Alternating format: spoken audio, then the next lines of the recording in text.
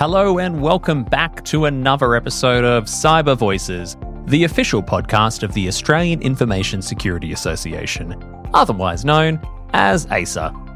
I'm your host, as always, David Willett, and it is my pleasure to have you with us as we explore the diverse voices of the Australian cyber industry.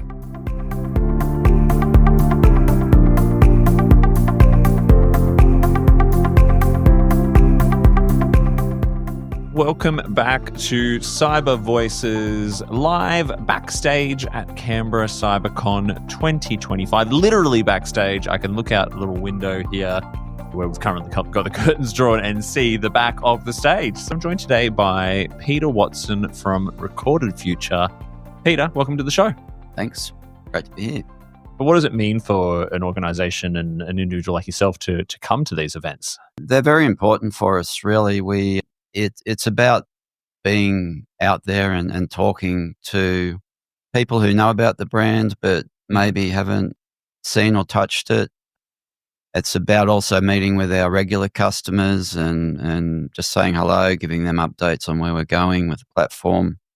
And it's also good to meet some of our technology peers. You know, we integrate with a lot of other systems, and so a lot of the people we work with as tech partners are here as well. What do you find is unique for you about coming to the Canberra event? Obviously, you've got the government and then, the defence space here. So we work very well in that space. We have good customers in the government area. And it's, again, good to put names to faces. Many of those meetings are necessarily somewhat anonymous in nature. So yeah, it's good to say hello to those folks and some of the other federal agencies that come by as well. It's good for us to get a sense of what people are interested in at the moment as well, because that changes. I think from an intelligence point of view, the geopolitical landscape at the moment is making things really interesting. We get questions and we see commentary around that at these events, which helps us kind of position how we can help. And so, I guess it's not just the networking, it's sort of reading the pulse of the community at the same time. You have given a talk yesterday, I believe you were saying. So what was your talk about this time around? My talk was about malware loaders and remote access Trojans. And I tried to jazz up the title a little to get the audience interested, and I called it Freeloaders and Dirty Rats, which was a play on both those terms. Of course.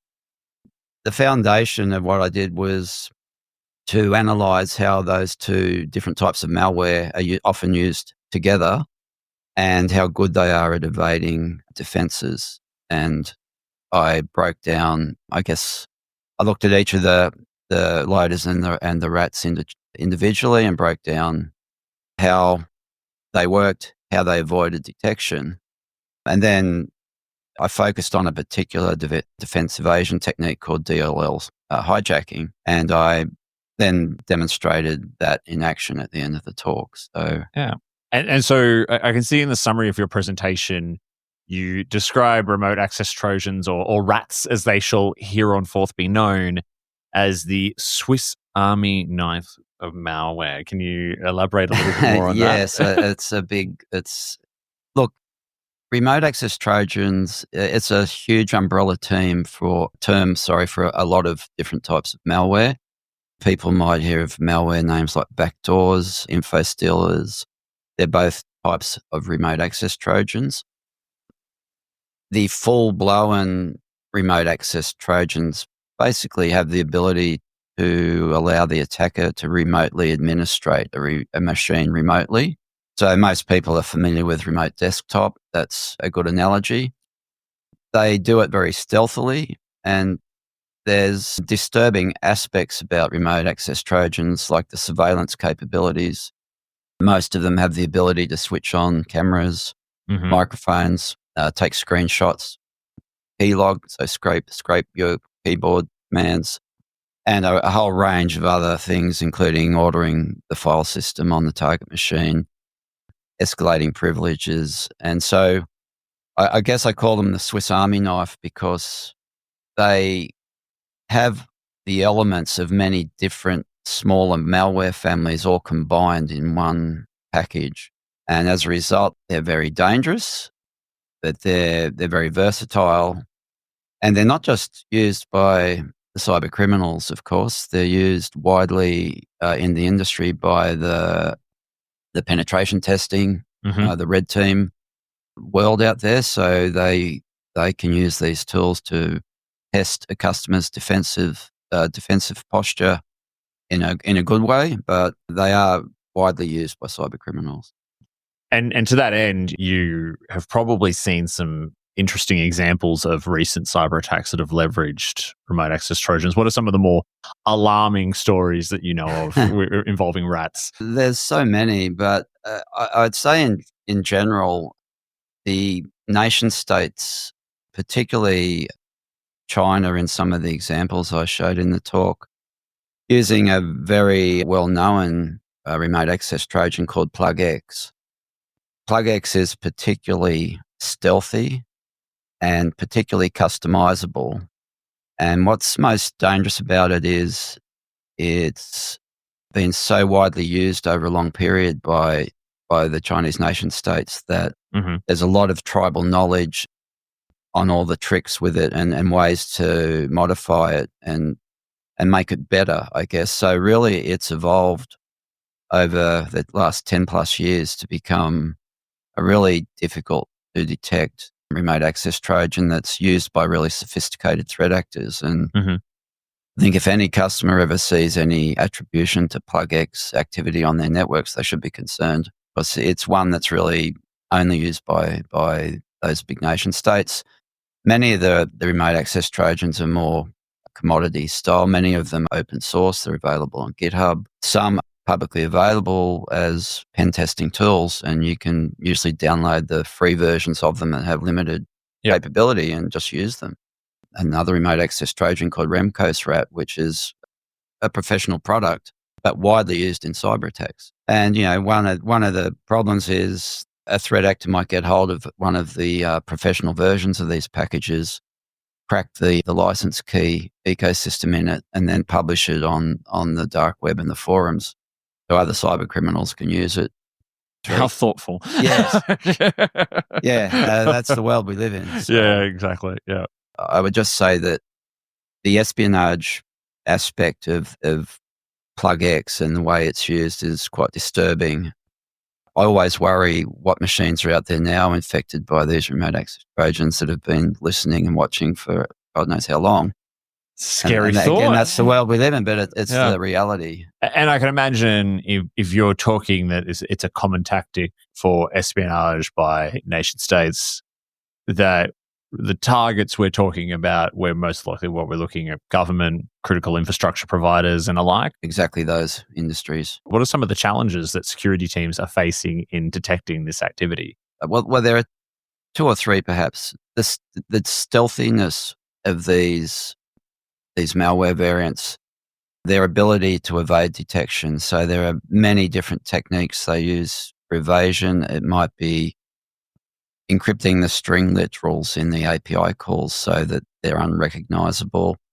It can be simple things like packing them with tools like UPX, and that can evade detection. There are more sophisticated ways as well. There's a mechanism called HTML smuggling, where a blob of data that contains malicious code can be downloaded into a browser and then executed and decoded when it's launched in the browser. So it evades anything in between. It's already resident in the tool. And there it goes on and on. Mm-hmm. And I guess one of the key takeaways from my talk was that it's really hard.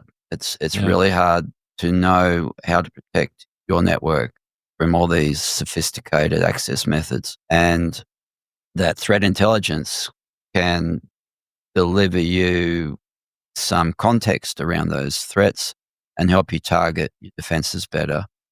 The sophistication and just the sheer number of variants and mechanisms to evade detection, it's just impossible to keep up with. So you need help, and threat intelligence can be a big part of that. You talked as well about DLL sideloading and how that was a big part of your talk as well. Can you walk us a little bit through the process of that and how it's used in combination with malware loaders and RAT? DLL, or Dynamic Link Libraries, part of foundation, part of the Windows Yeah, of operating course. system, and have been since Windows 3, I think. But the reason for their creation was to provide libraries of functions for application developers to use. So they didn't have to incorporate all those functions in their own application. So, if you're writing an application to run on Windows and you need to call the screen or the keyboard, or, you need to interact with different subsystems, you don't want to have to write all the pieces of code to do those. Instead, Windows offer you this library of functions, which you just reference. Mm-hmm. Okay, for this particular application, I'll need to use these DLLs that Windows provide to call those functions on the behalf of my application. So an integral and important part of the way Windows works.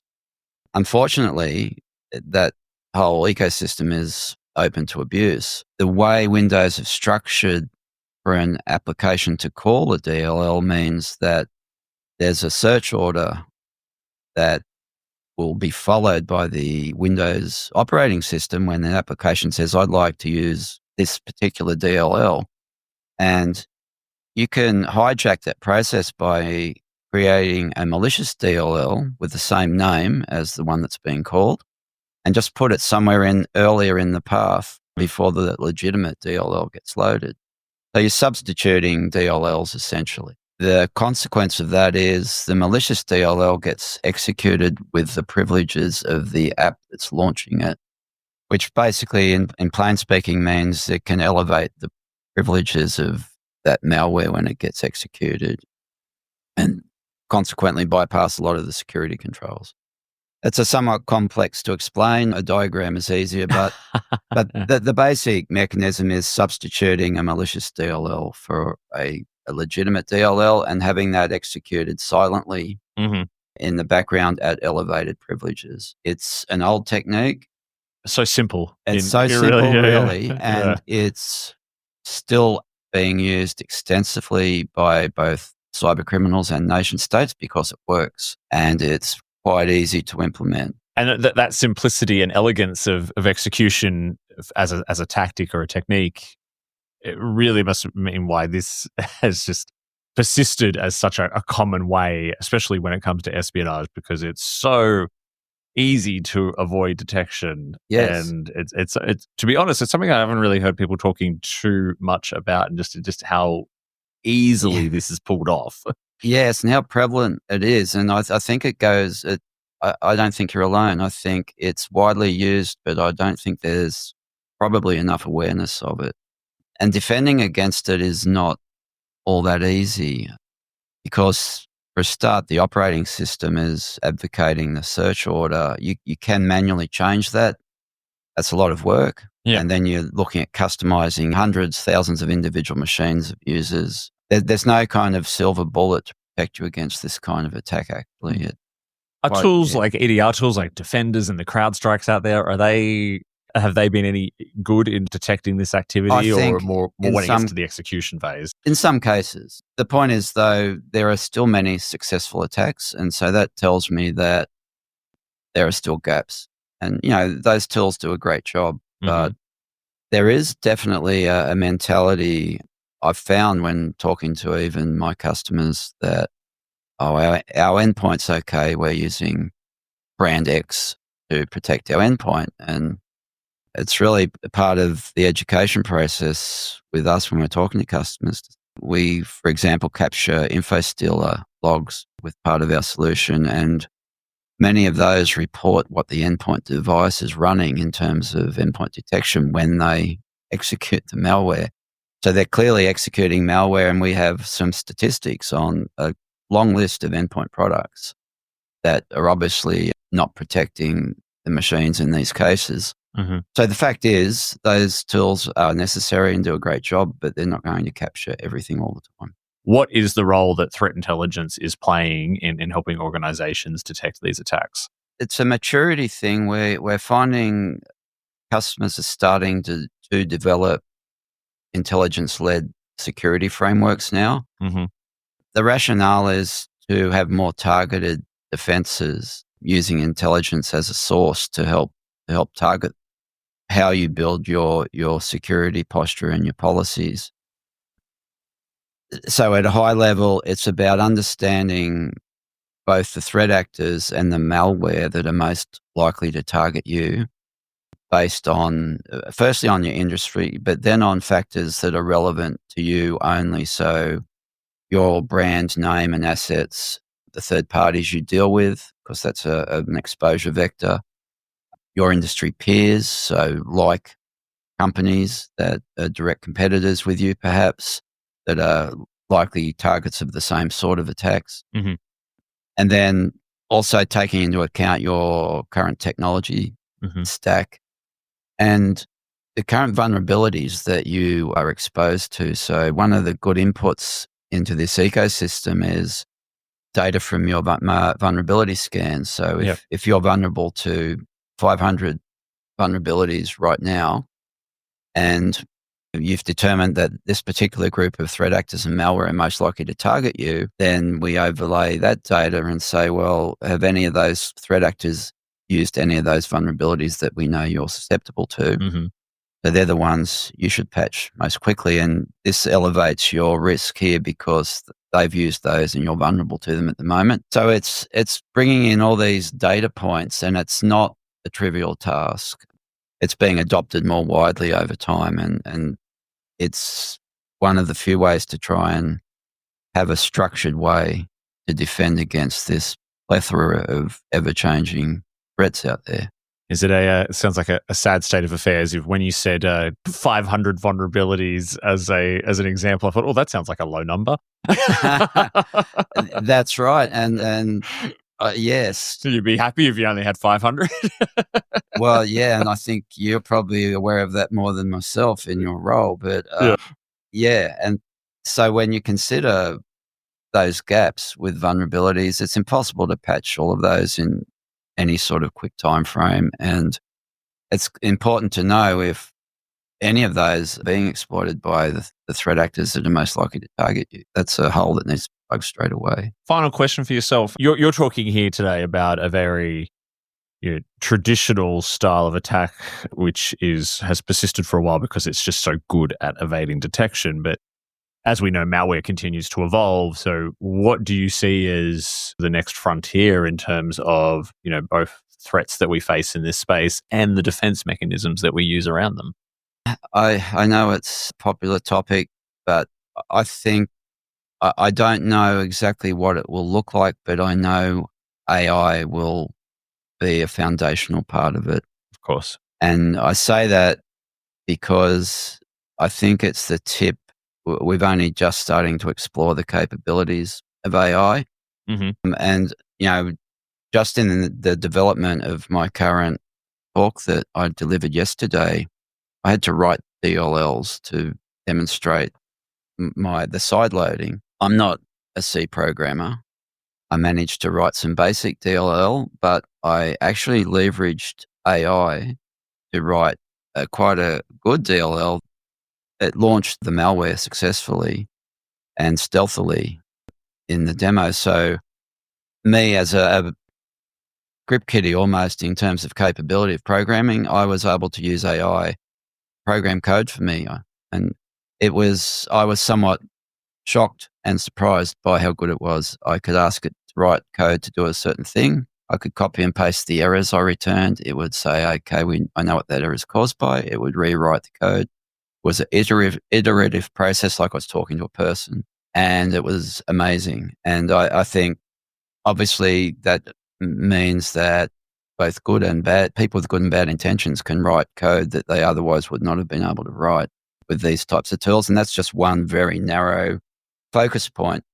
So I think when AI is used for bad, that's going to give us a new rabbit and a new rabbit hole to run down chasing. And as defenders, we'll be using AI to help us defend. Yeah, so it's a very high level kind of notion, but it's definitely coming.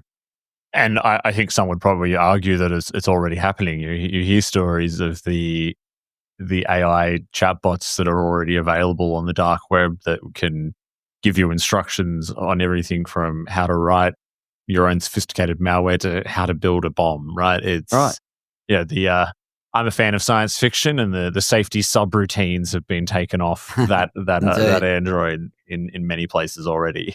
Yes, a lot of people are scared of what might happen. I think it's like any technology change. We need to learn how to adapt to it, and there's going to be good and bad uses for it. And the world keeps spinning, it's just another iteration of technology is the way I look at it.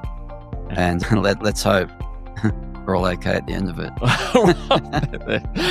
That's a nice note to end on, because I feel like if we get into the AI whirlpool, we'll be going down that rabbit hole for another half an hour. So I'll end there by saying thank you so much for your support of CyberCon, both in terms of talking and being out on the expo floor as a sponsor. And thank you so much for sharing your voice with us today. My pleasure. Thanks for having me.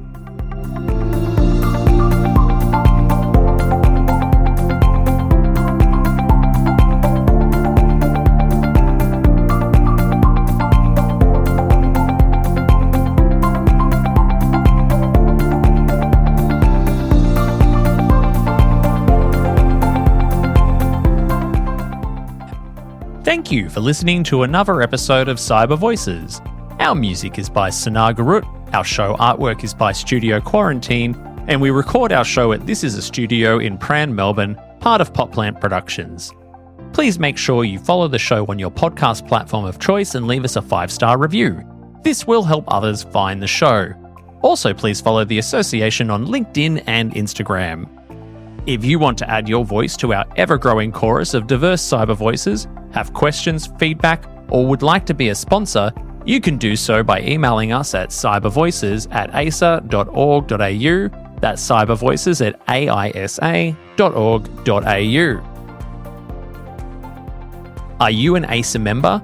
If not, you should consider joining our network of over 12,000 members across Australia.